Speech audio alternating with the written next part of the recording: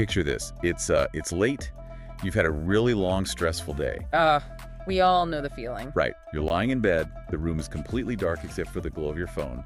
And you tell yourself you were just going to scroll for like 5 minutes to unwind. Just 5 minutes. The classic lie. Exactly. So you watch a dog trying to catch a laser pointer. Yeah. Then, someone making this really complicated pasta dish. Then a street interview, a dance trend, a rant about the economy. Yeah, the typical feed. And you look at the clock, and somehow an entire hour has just vanished. Like it feels like a harmless way to decompress.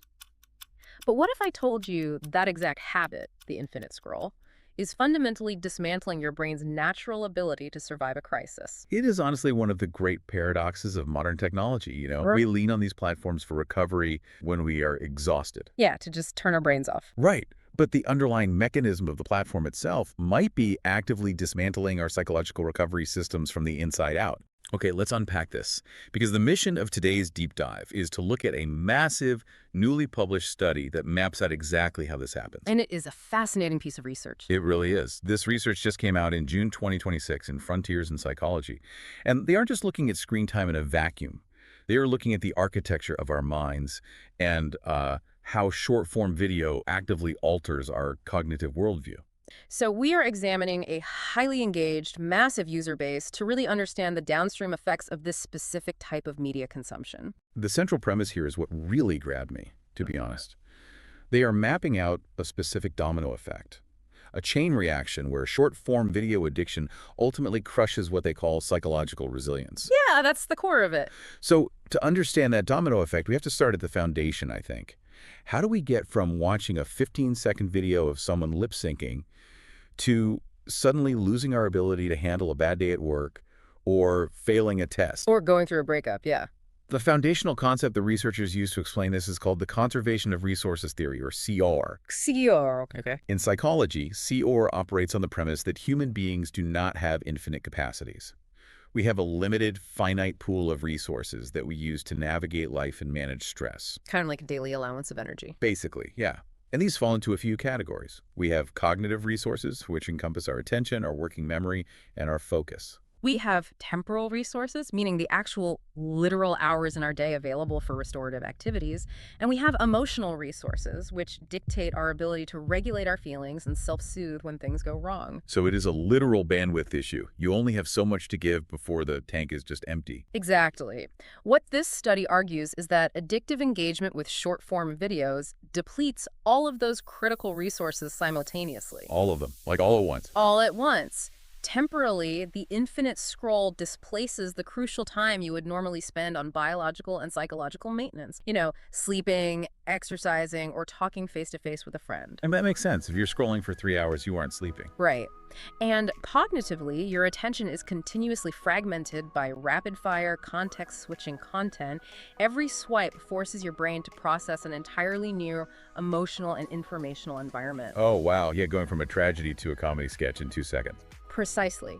And emotionally, if you are outsourcing your mood regulation to an algorithm to numb out, you are failing to develop or exercise your own internal coping mechanisms. It's like your psychological resilience is a smartphone battery. Addictive scrolling is like having 20 high-processing apps running in the background at all times. That is a perfect way to look at it. You might not even realize they are open because you were just lying in bed. But when life actually throws a stressful event at you, like when you get a real urgent phone call, you look at your internal battery and it's already at 1%. Exactly. You have absolutely nothing left in reserve to handle the actual crisis. That visual captures the mechanism perfectly. You are operating on a severe deficit before the real-world stressor even occurs.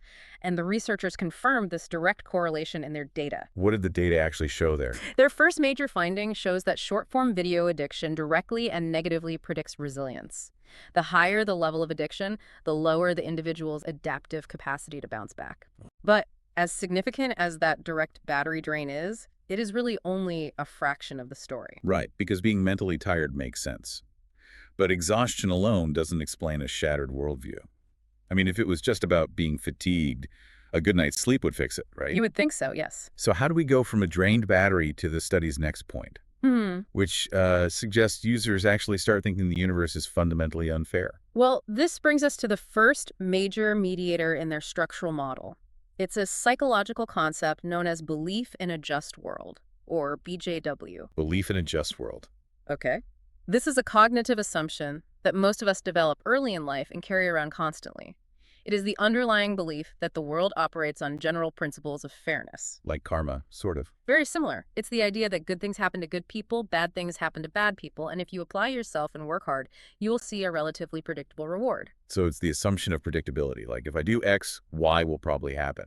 Exactly, and we rely on that assumption for our sanity. From a psychological standpoint, believing in a somewhat just world gives us a vital sense of control. Okay, I see where this is going. When you believe the world is navigable and fair, you approach a stressful event as a challenge you can overcome through effort. You trust that your actions matter. And without That belief, every stressor feels like a random, uncontrollable threat that you are just powerless against. Wait, I have to push back on how we get there, though. Sure. Why would watching silly dance trends or cooking videos or people doing street pranks make someone think the universe is fundamentally unfair?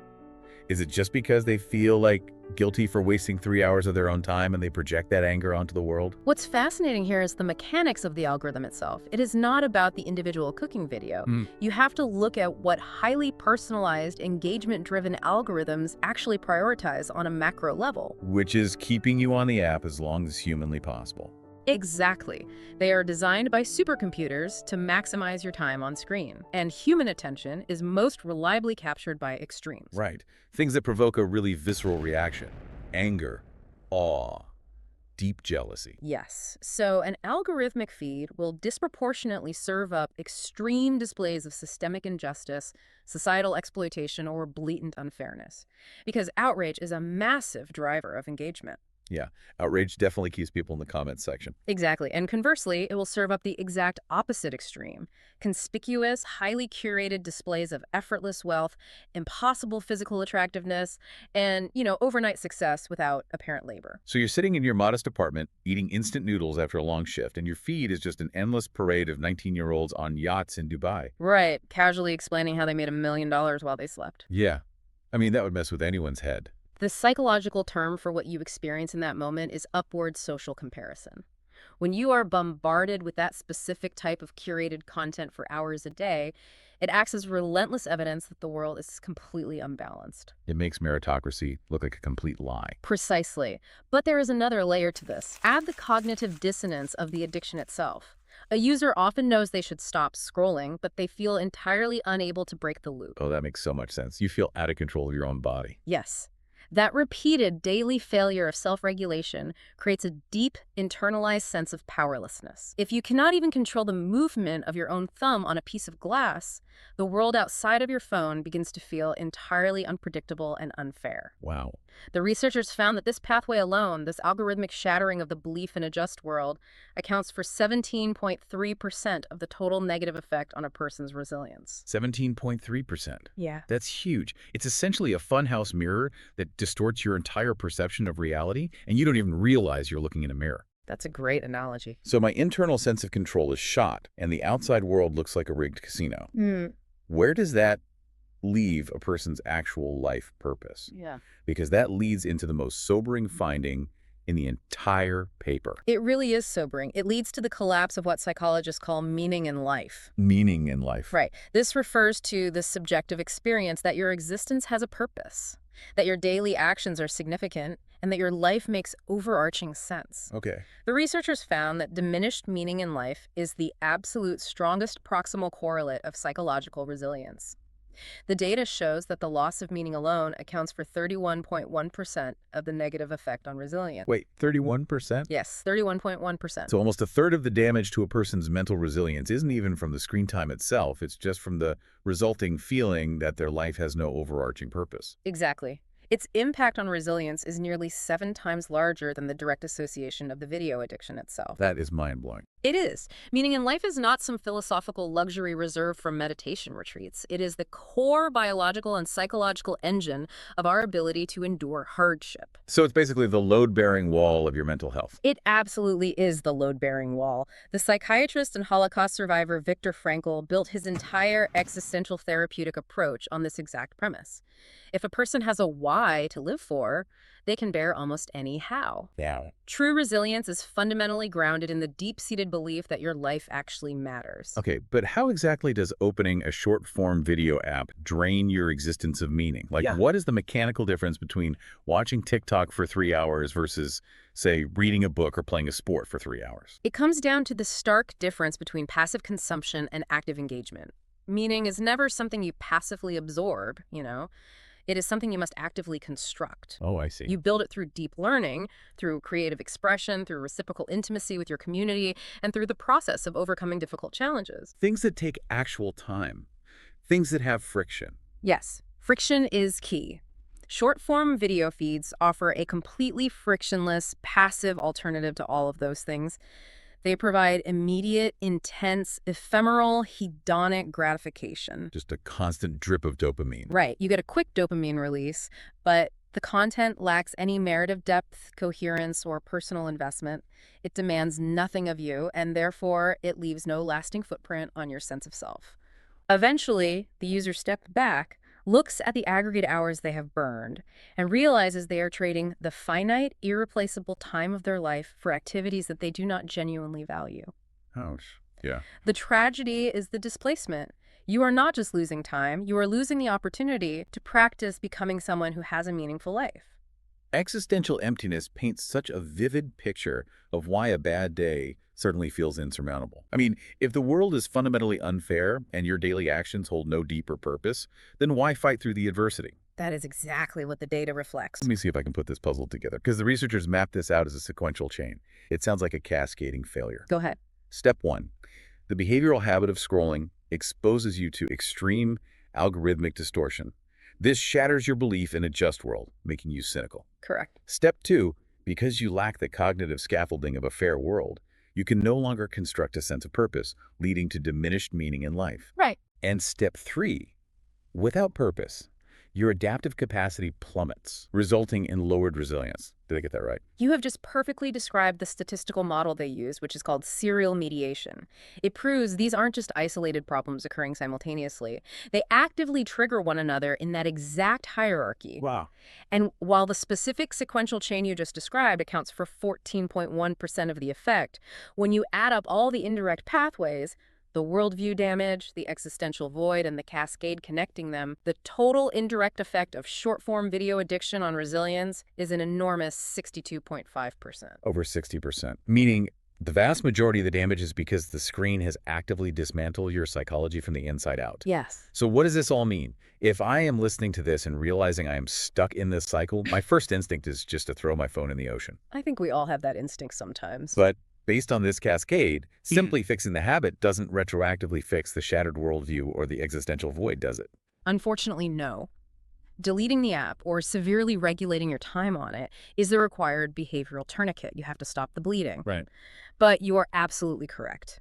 Removing the app does not rebuild the cognitive architecture. Because the researchers mapped out this multi-layered cascade, they were able to propose multi-layered interventions to actively rehabilitate the user at every step of the chain. Let's walk through those interventions. What does the rehabilitation actually look like in practice for an average person? Well, at the behavioral level, they advocate for targeted digital literacy.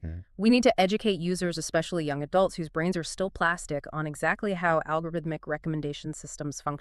So they know they are being played, basically. Yes, a user needs to conceptually understand that the feed is not a window reflecting reality.